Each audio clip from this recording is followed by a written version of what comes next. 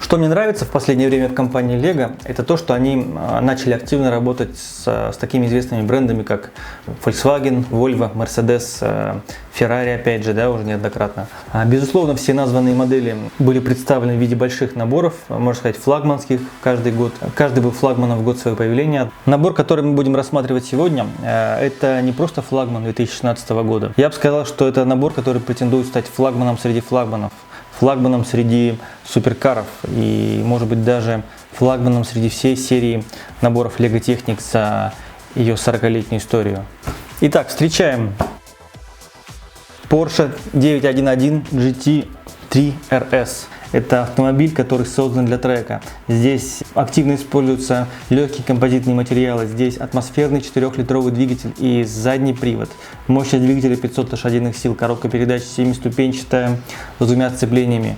Время разгона до 100 км в час составляет 3,3 секунды. Кто-то скажет, что есть 911 Turbo S, но да, у нее полный привод, у нее, возможно, больше комфорта. Есть задний диван. Здесь же стоит каркас вместо задних кресел. Однако турбо берут те, кому не нужно ездить на трек, не нужно ничего доказывать, они просто хотят хорошую, мощную машину для поездок каждый день. Эта машина бескомпромиссная, на каждый день такие машины не берут, потому что это все-таки задний привод, это атмосферный двигатель взрывной, который нужно крутить, чтобы он выдавал положенные 500 лошадиных сил. Если флагман Mercedes это действительно флагман, то флагман Porsche это флагман среди флагманов, как я уже. Давайте приступим к открытию коробки.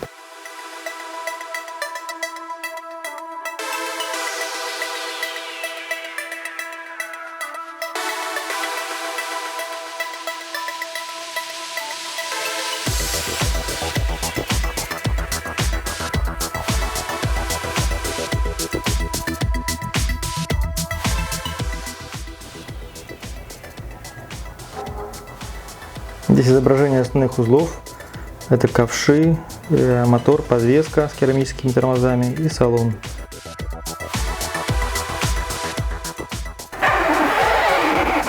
Крышка открывается так же, как у набора 41999. Так, давайте посмотрим, что у нас внутри коробки. А здесь у нас короткая история.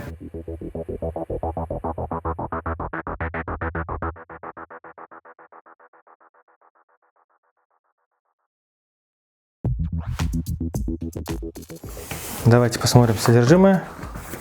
Первое, что нас встречает, это вот такой вот тяжелый массивный буклет.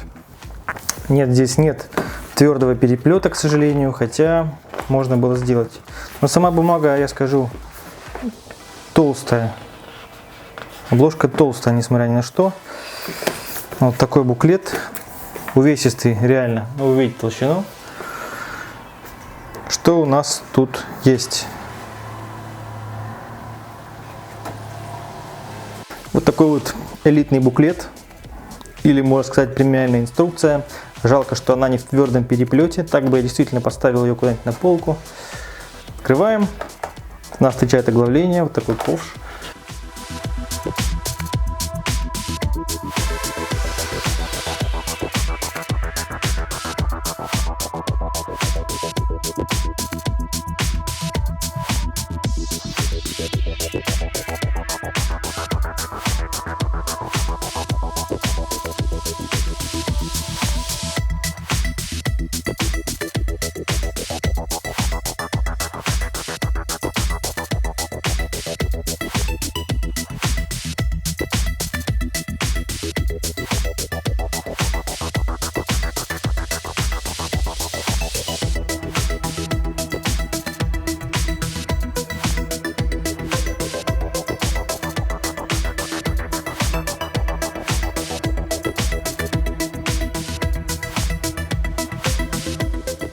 Коробке.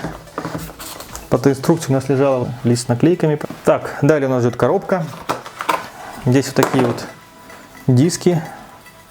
Так, тут коробки разделены по этапам. Достаем в порядке сборки. Коробка номер 1 самая большая. Это двигатель, ходовая трансмиссия, коробка передач. Второй этап — это свадьба. Не могу забыть это выражение. Свадьба-женитьба. Третья коробка — это передняя часть, основная часть кузова здесь. И четвертая часть, здесь у нас двери, крылья, задние, насколько я знаю, колесные арки и спойлер. Вот еще коробочка есть у нас. Здесь у нас, видимо, тоже что-то есть внутри, кроме дисков в отверстиях. Ну, судя по весу, там что-то есть.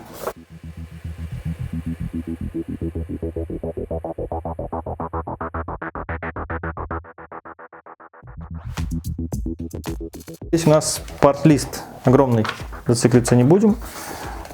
Итак, новые детали мы с вами разделим условно на абсолютно новые детали, которые ранее не выпускались, а также детали, которые ранее выпускались, но в других цветах. Начнем мы с деталей ранее выпускавшихся. Так, это ось на 19. Ранее у нас была в красном, в сером, в черном недавно ее выпустили в вертолете, да?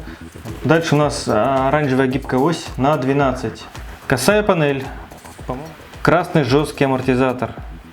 Судя по пружине, это абсолютно тот же амортизатор желтый, но другой цвет цилиндра. Осевой коннектор. Он оранжевого цвета. Теперь новые детали. Ну, вот это арки. Арок здесь 6 штук. 4 вот таких присутствуют детали без принтов оранжевого цвета. И 2 вот таких вот. Это с принтами. То есть это вот не наклейка, это принт. Здесь есть вот поворотник. Имитация воздухозаборника. То есть в реальной машине вот это вот воздухозаборник, вот эти жабры, они оформлены из карбона. Далее 2 вот такие вот панельки укороченные. Длина у них 7.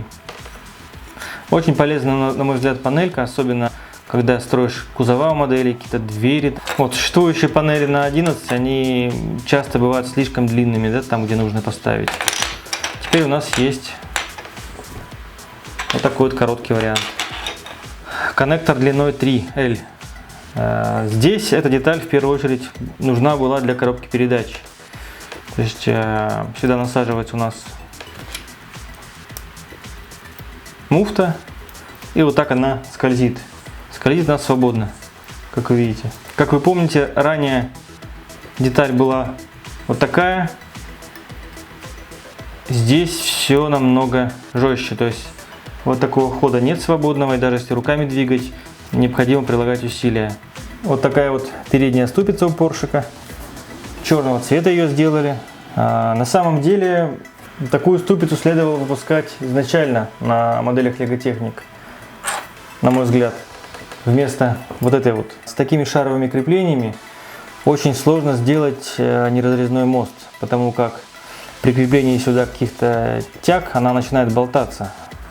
Если же у нас была возможность, как здесь, закрепить сюда либо шаровые, либо обычные пины, то, конечно же, вот этот вот поворотный кулак был бы намного более привлекателен.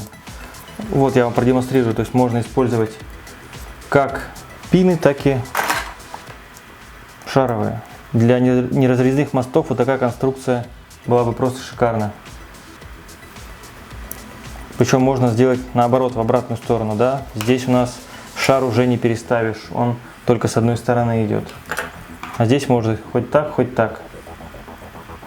Представляете, как можно было легко обходиться с данной конструкцией? Надеюсь, что данные ступицы сейчас более активно будут использоваться дизайнерами. Может быть, даже они заменят вот эти ступицы. Потому что она более универсальна. Если с ним поставили сюда шаровую, то по сути получилось, смотрите, по сути получилось одно и то же.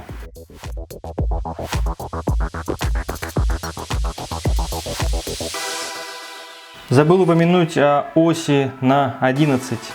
Это желтая ось на 11. Таких раньше осей вообще не было, в принципе. Были на 10, а потом шли сразу на 12. Так, давайте посмотрим теперь диски. Вот здесь колесо довольно глубокое. Положительный вылет диска. Сравнить можно с дисками от пулеров. Также есть такие вот диски от 8448 суперкара и стандартные диски. Внутренние окружности одинакового диаметра, а вот если сравнивать внешние, то у Porsche, конечно, побольше. По поводу, наденется ли сюда резина от других наборов, Одел на диск от Porsche стандартную леговскую резину от набора 42.00 Формула-1, вы помните. Оделась-то оделась, правда не без труда, но вот внутренняя часть протектора, она прогнулась внутрь. Вот, можно попробовать одеть сюда еще вот такую резину, но она вообще здесь болтается, честно говоря. Это от набора 84-48. Покрышка имеет маркировку 81,6 на 44 ZR. Аналогично резине от последнего Grand Prix Racer, или как его называют, Лиман. Вот колеса от него, от Grand Prix Racer, и колеса от Porsche. Видно, что по пропорциям новая резина от Porsche это по сути увеличенные покрышки от Лимана. Если взять резину от Формулы-1 42.00, она имеет тоже диаметр 81,6, но ширина 36, а у Porsche 44. Вот. Покрышка от серебряного чемпиона, она шире, существенно шире при почти таком же диаметре. Что еще следует сравнить? Наверное, интересен размер вылета. Давайте смерим глубину дисков. Вот глубина диска Porsche 4 студа. Здесь глубина всего 3 студа. Здесь вообще 2.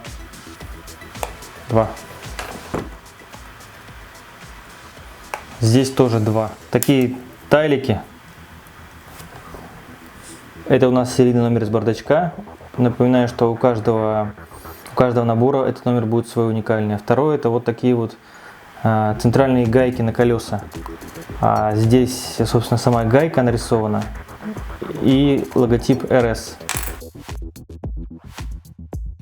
Итак, приступаем к сборке первой коробки. Здесь так вот открывается под углом. Причем с второй стороны тоже есть штука. О, какие-то интересные клапаны.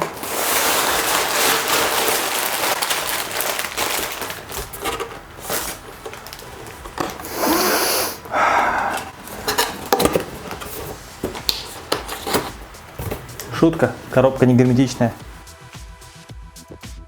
По итогам первого этапа сборки мы получаем вот такое шасси. Шасси, на котором установлена коробка передач в центральной части перед задней осью, мотор 6-цилиндровый за задней осью, собственно сама задняя ось, передняя ось, механизм переключения передач.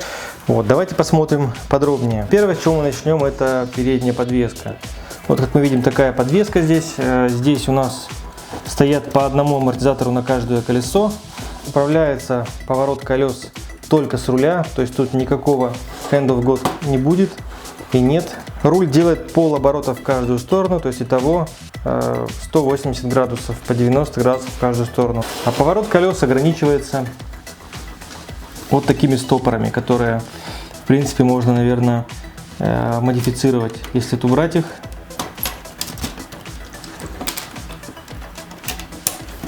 то у нас угол немножко увеличивается, однако мы не знаем, как это будет соотноситься с кузовом, который будет сверху, с арками. То есть, возможно, в таком положении кузов и колеса будут соприкасаться, либо же колеса будут соприкасаться с элементами подвески. Далее у нас идет кокпит водителя. Здесь у нас, кроме руля, собственно, есть еще вот такой переключатель DNR, то есть драйв вперед, N нейтраль, R это задняя передача. И вот такие два лепестка. Лепестки, честно говоря, выглядят какими-то незаконченными в том плане, что если бы здесь сидел водитель, то он бы до них не дотягивался. То есть, честно говоря, вот даже пальцем не очень удобно это делать. Дальше у нас такой центральный тоннель. Здесь за центральным тоннелем сзади мы видим коробку передач, которая представлена у нас двумя сцеплениями, по сути двумя муфтами.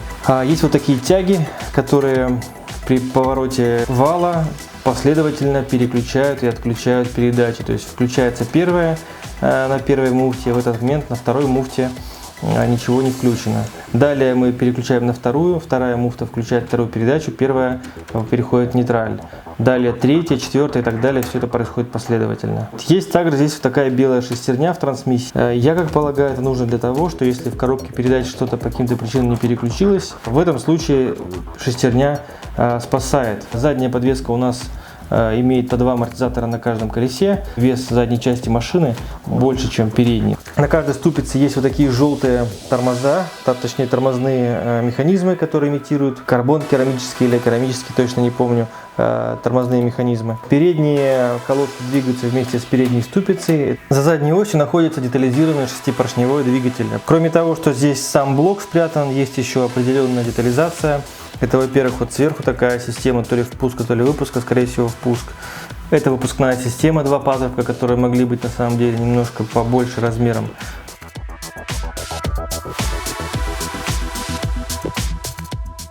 Все, и подключим к поршневому двигателю XL мотор, чтобы создать постоянное вращение.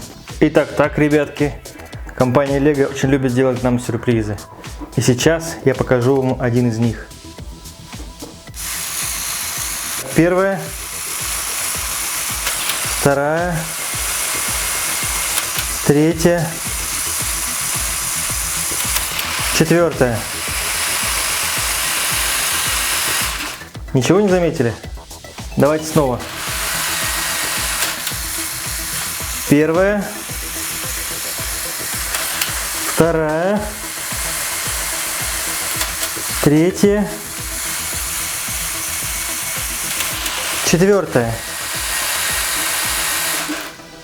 Дело в том, что коробка передач переключается первая, третья, вторая, а потом четвертая. Как такое может быть? Очень просто. Видимо, в спешке компания LEGO допустила косяк в инструкции. Вот этот вал перепутан местами вот с этим валом, третьим. То есть крайние валы нужно поменять местами, чтобы решить эту проблему. Сейчас я покажу вам, как это все исправляется.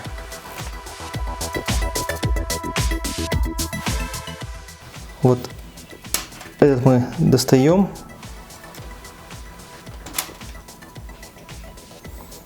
И этот достаем. И меняем их местами.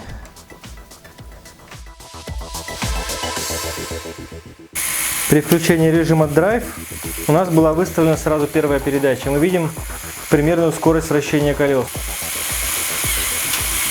Мы видим, что скорость вращения увеличилась. Третья.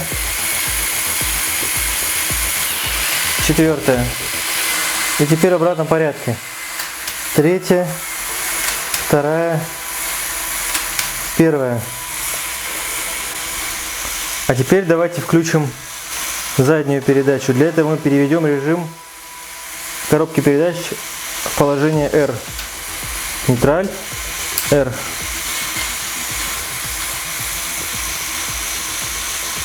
Особенность коробки такова, что у нас для задней передачи доступны те же 4 передачи, что и для движения вперед.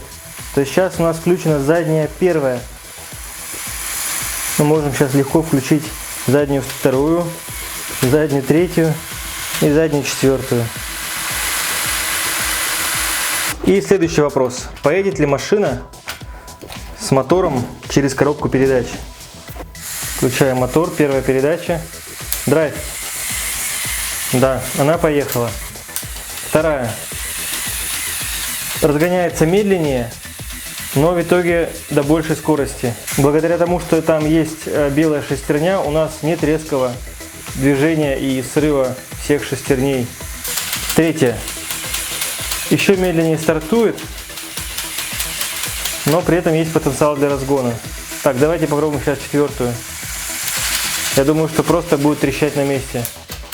Нет, смотрите, она разгоняется.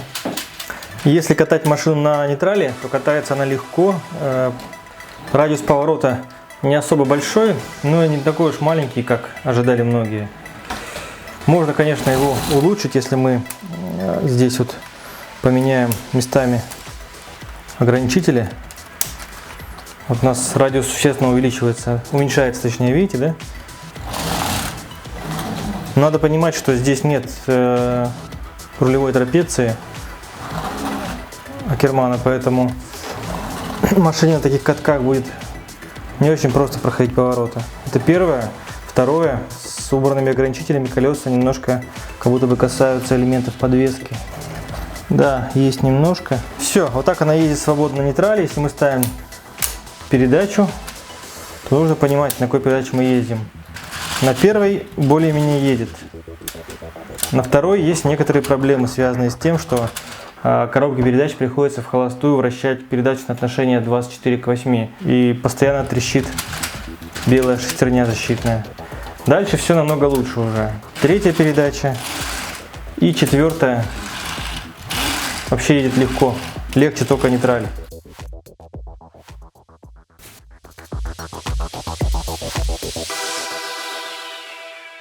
Я практически закончил сборку второго шага. Смотрите, здесь у нас уже готовое шасси, которое мы собрали на первом шаге. А второй шаг, вот сейчас мы закончили вот такой каркас. Все, сейчас нас ждет множество пинов, которые мы должны зафиксировать. Так. Все, вот у нас уже довольно увесистая штука, скажу я вам. Вот завершающие шаги второго этапа. Я собрал два вот таких вот ковша, которые сейчас я закреплю в салон, и можно переходить к третьему этапу. Уже сформированный кокпит, сиденья, ковши, каркас задний. Все, коробка, двигатель закрыт. Уже вес такой, я бы сказал, солидный.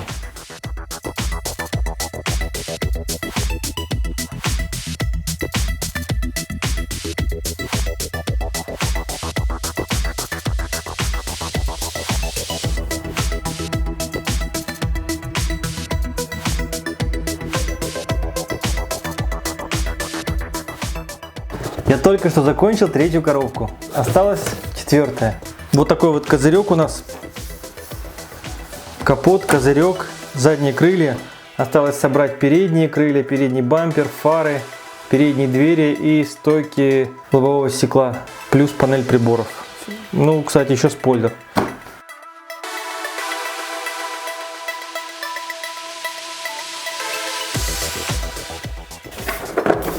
И также что-то лежит внутри. 4 колеса.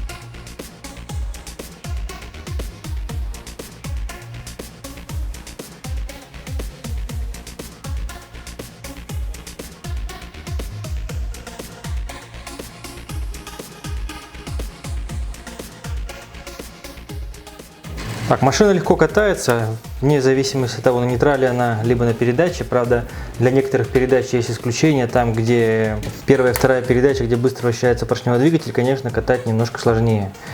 Вот, а никакого колесика на крыше, либо сзади в зоне доступности для рук тут нет. То есть машина, в принципе, для игры не предназначена, потому что рулевая система тут только из салона. То есть, из салона рулить неудобно. Хотя подвеска здесь работает, но, как и на большинстве легковых машин из Лего, подвеска проседает настолько, что машина начинает скрести пузом по полу. Двери открываются, открывается капот, открывается капот. Двери открываются просто так, без каких-либо замков. Внутри есть ограничитель.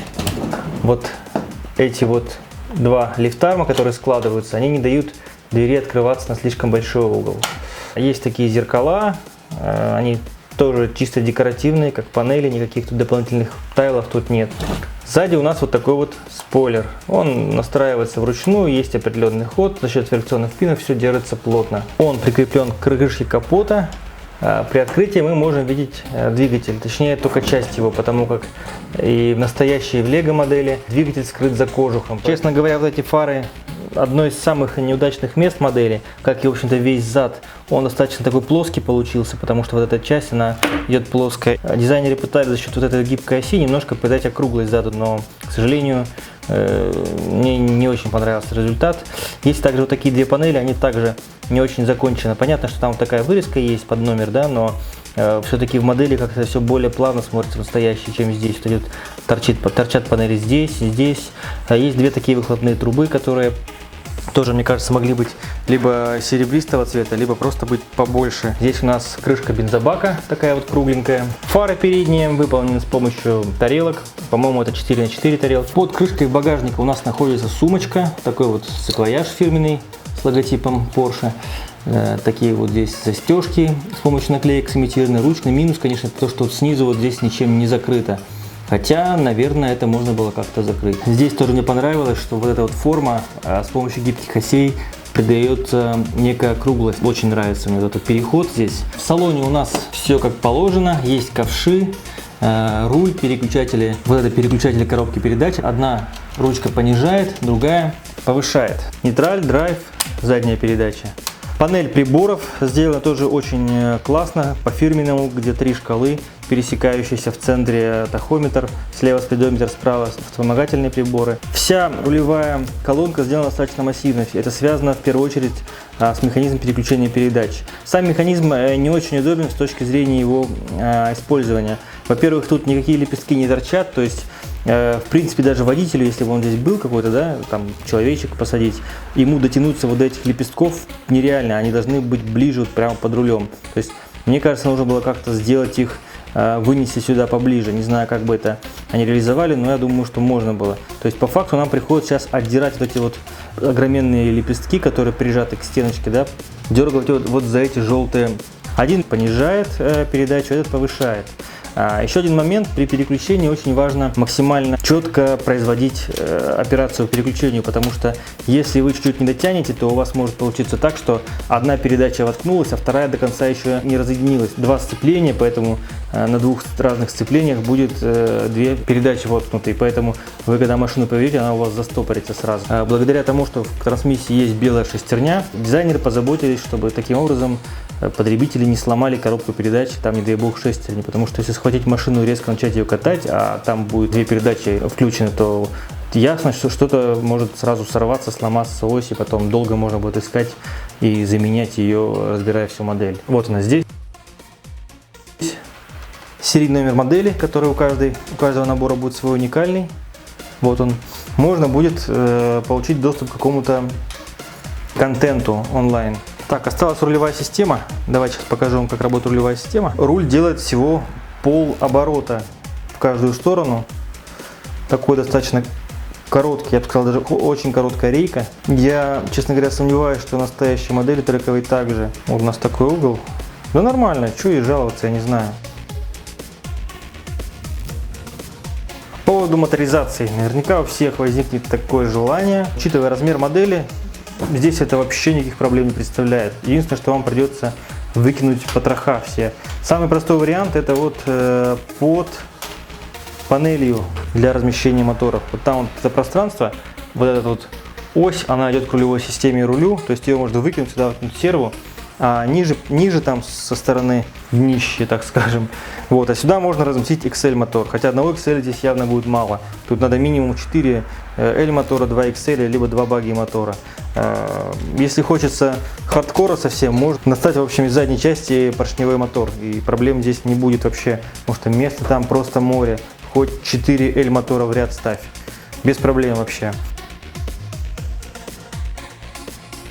Вопрос, можно ли собрать эту модель, не имея эксклюзивных дисков, ну и, соответственно, резины, которая тоже является эксклюзивной. Да, можно попробовать. Вот такие вот у нас варианты колес есть. Тормозный механизм придется убирать. Вот так у нас смотрится колесо Silver Champion. Оно сильно торчит, честно говоря, хотя сбоку этого не видно.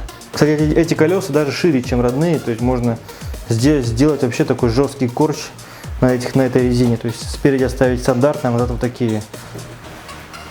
Получится такая мега жесть. Вот так смотрится с колесом от Формулы 1. он тоже немножко торчит, но уже лучше. Этот диск мы еще не пробовали, давайте тоже попробуем. Сразу скажу, он узкий, он еще уже, чем даже вот эта резина. Но, с другой стороны, это плюс, потому что это одни из самых реалистичных колес сегодняшнего момента были. Вот так вот они смотрятся, сразу напоминают шиповскую модель. И, кстати, смотрится здесь достаточно неплохо. Вот, хотя этот рисунок, он такой футуристический, но нормально, я скажу. Вот, единственный момент еще с этими дисками, они почему-то на современных ступицах вот так вот немножко ходят.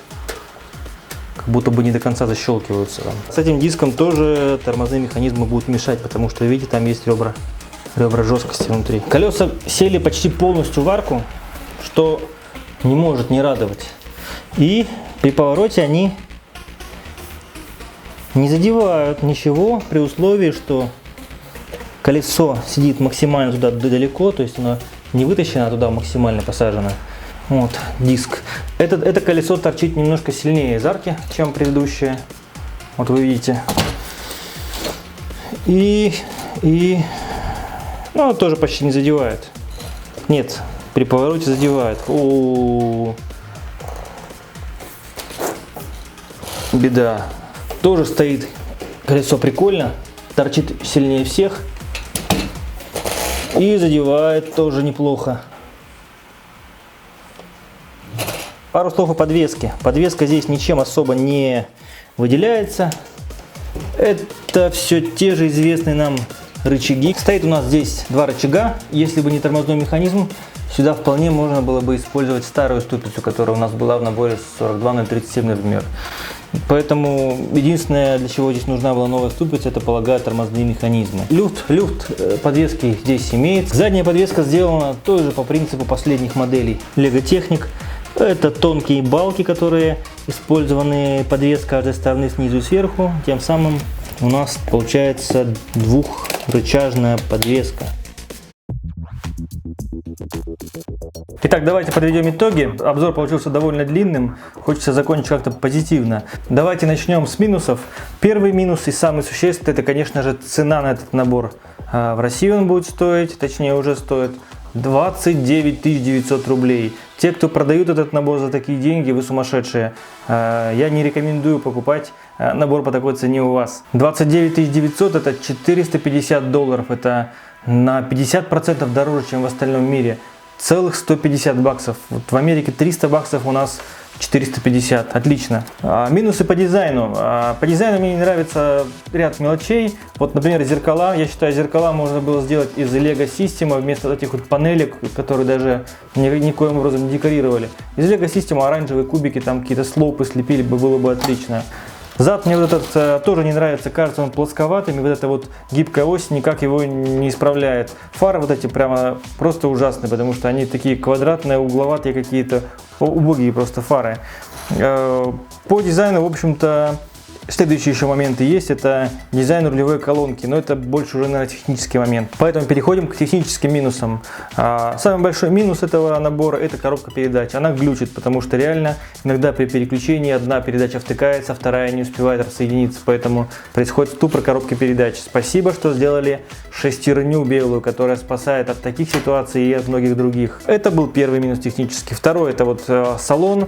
То, как устроена рулевая колонка, вот эта глыба, громадина, которая здесь стоит между ног у водителя, точнее занимает все пространство для ног, она просто ужасна. Я планировал посадить сюда водителя, реально планировал, а когда я попытался, я понял, что это только для коллег, то есть реально нужно отрубать человечку ноги. Подвеска. Для набора с приставкой Ultimate копировать подвеску от этого набора, мне кажется, это просто будет перебор. То, что сюда умудрились вставить тормозные колодки, это, конечно, классно, но подвеска построена на старых рычагах, по тем же старым простейшим схемам.